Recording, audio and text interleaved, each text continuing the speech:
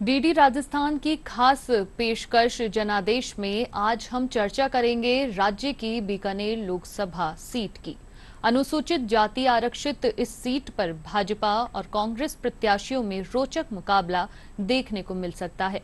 यहां भाजपा के अर्जुन राम मेघवाल और कांग्रेस के गोविंद राम मेघवाल चुनाव मैदान में है।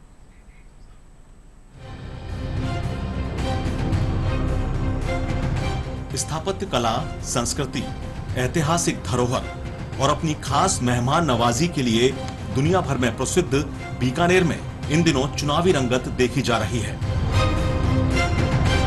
यूं तो बीकानेर प्रसिद्ध लोक उत्सवों के लिए भी जाना जाता है, लेकिन इनमें यहाँ का ऊंट महोत्सव अंतर्राष्ट्रीय स्तर पर अपनी विशेष पहचान रखता है। रेत के धोरों पर होने वाले इस ऊंट उत्सव में न केवल राजस्थान बल्कि अन्य राज्यों के साथ ही विदेशी पर्यटक भी शामिल होते हैं। अब अगर बीकानेर लोकसभा सीट पर 19 अप्रैल को होने वाले चुनाव को लेकर यहां के राजनीतिक परिदृश्य पर नजर डालें तो यह सीट अनुसूचित जाति के लिए आरक्षित है। 1952 से अब तक हुए 17 लोकसभा चुनाव में भाजपा और कांग्रेस ने यहां 5-5 बार जीत दर्ज की है। वहीं इस सीट पर निर्दलियों का भी 5 बार कब्जा रहा है। अगर पिछले 3 लोकसभा चुनाव को देखें, बीजेपी के अर्जुन राम मेघवाल लगातार 3 बार यहां से सांसद रहे हैं। 2019 के लोकसभा चुनाव की बात करें तो अर्जुन राम मेघवाल ने कांग्रेस के मदन गोपाल मेघवाल को हराया था। इस बार भी भारतीय जनता पार्टी ने अर्जुन राम मेघवाल को चौथी बार टिकट दिया है। वहीं कांग्रेस ने इस बार गोविंद राम मेघवाल पर दांव खेला है। अर्जुन राम मेघवाल का कहना है कि उनकी प्राथमिकता बीकानेर को सिरेमिक हब बनाने की है। बीकानेर के लिए जो मुद्दे रहने वाले हैं उसमें जैसे सिरेमिक हब मुझे बनाना, सोलर हब तो बन गया, सिरेमिक हब बनाना था। गैस पाइपलाइन उसके लिए मेजर एक सोर्स होना था। वो सिटी गैस डिस्ट्रीब्यूशन तो शुरू हो गया, कुछ कॉमर्शियल भी शुरू हुआ है। जैसे ही गैस पाइपलाइन आती है बीकानेर में तो बीकानेर सिरेमिक हब बनेगा। पोटास हमें मिल गया तो पोटास मिलते ही उसकी तकनीक के माध्यम से, सॉल्यूशन की तकनीक के माध्यम से उसका खनन जब हम करेंगे तो फर्टिलाइजर के कारखाने लगेंगे बीकानेर के डूंगरगढ़ और लूणकरणसर के क्षेत्र में। ऐसे विकास के बहुत से मुद्दे होंगे। गोविंद राम पूर्ववर्ती कांग्रेस सरकार में कैबिनेट मंत्री रह चुके हैं। हाल ही में हुए विधानसभा चुनाव में गोविंद राम मेघवाल खाजूवाला से चुनाव लड़े थे, लेकिन उन्हें भाजपा के डॉक्टर विश्वनाथ मेघवाल से हार का सामना करना पड़ा। गोविंद राम ने कहा कि वे इस चुनाव में बीकानेर के विकास के लिए आए हैं। चाहे वो रेलवे का मामला हो, चाहे एयरपोर्ट का मामला हो, चाहे रेल चलाने का मामला हो, और भी जो केंद्र सरकार के अधीन आती है योजनाएं, उन सबको अब जैसे मैं जनता में जाऊंगा और जनता जो भी बात मुझे लिखवाएगी उन मुद्दों को लेकर के जीतने के बाद तुरंत पार्लियामेंट में वो बात करने का काम करेंगे। इस चुनाव में 20,43,374 मतदाता अपने मताधिकार का प्रयोग करेंगे।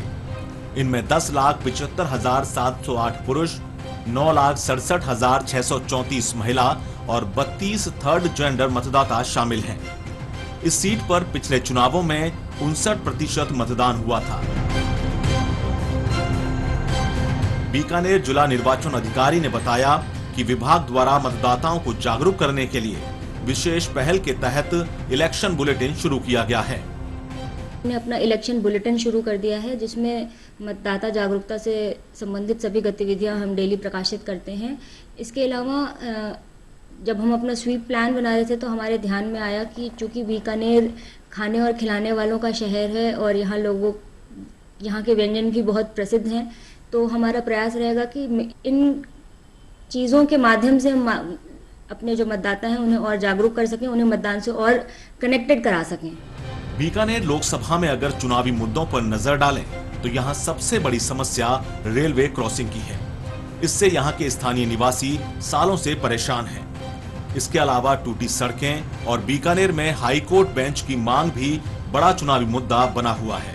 मेरा आने वाली सरकार से ये हाथ जोड़ के विनम्र निवेदन है कि हमारी भाषा को कम से कम एक स्थान, एक सम्मान मिलना चाहिए जो बाकी सभी स्थानीय भाषाओं को मिल चुकी है। आवारा पशु हैं, आए दिन उन पशुओं का एक्सीडेंट होता रहता है, रोड पे घूमते रहते हैं और ट्रैफिक की समस्या है, रेल फाटक की, जो काफ़ी टाइम से ये समस्या चली आ रही है लेकिन अभी तक उसका कोई समाधान नहीं निकला। सड़कें हैं, स्वास्थ्य है, रेल फाटक का है, स्कूलों का है, शिक्षा का है, ये अभी तक कोई समस्या का समाधान नहीं हुआ है।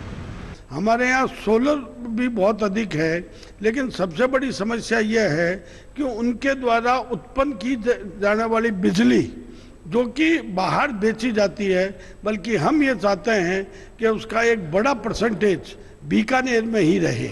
लोकसभा चुनाव का बिगुल बज चुका है। प्रचार प्रसार के साथ आम आवाम को मनाने रिझाने का सिलसिला भी शुरू हो चुका है।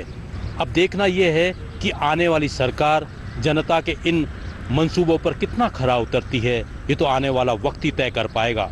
मोहम्मद रफीक पठान, दूरदर्शन समाचार, बीकानेर।